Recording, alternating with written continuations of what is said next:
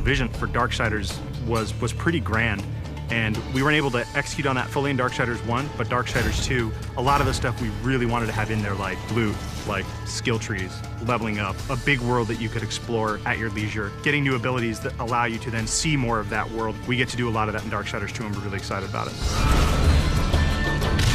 When we were coming up with the loot for the game, we had a lot of fun. We knew the weapon types and the armor and stuff that Death would wear, but obviously we want to have a lot of variety and allow people to really make their guy look different from their friends. Let me tell you about loot. It's the best new feature we're adding to Darksiders 2. You get to pick whatever gear you want to use. Do you want to use a heavy axe? Do you want to use a faster set of claws? Do you prefer extra fire damage? Do you want added strength? Do you want added stamina? There's got to be thousands of pieces of loot. I mean, not only is there a bunch of visual combinations, there's a bunch of statistical combinations. Of course, you're going to find just common stuff, and then you're going to start to find some that have magical properties. You're going to get some that really are loaded up with stats, and eventually, our top-tier loot is called possessed weapons, and those are going to be a lot of fun because they stay with you, and you're actually able to take items that you found, and you can feed those items into the possessed weapon to increase their power. Essentially, the possessed weapons level up with you based on how often you feed them with the loot that you don't want anymore. And I think it's that tier of loot that we're introducing that's going to be the most exciting. In Darksiders 2, we've got a skill tree. There are two major sides. You've got the Necromancer side and the Harbinger side. The Harbinger is more warrior-based, melee, in-your-face, hand-to-hand combat, weapon-based combat. Necromancer is your spellcaster.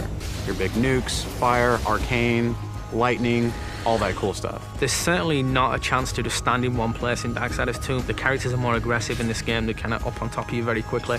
So one, you have to think a lot quicker than you did on the first one.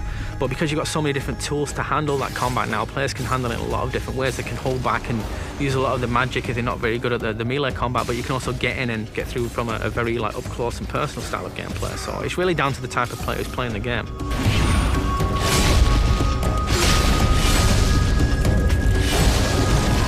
It's absolutely worth playing the game for the second time. We hold back some of our really, really high-end, powerful loot items for the second read-through. There are quests that are going to force you to explore the world into nooks and crannies you didn't even know existed, and to go down through some pretty serious content. And some are funny, some are serious, but there's a lot to see. It sort of harkens back to the elements that were special in old school games. That's what we really wanted to pack into Darksiders 2. We want people to sense our passion. It's a game made for gamers by gamers.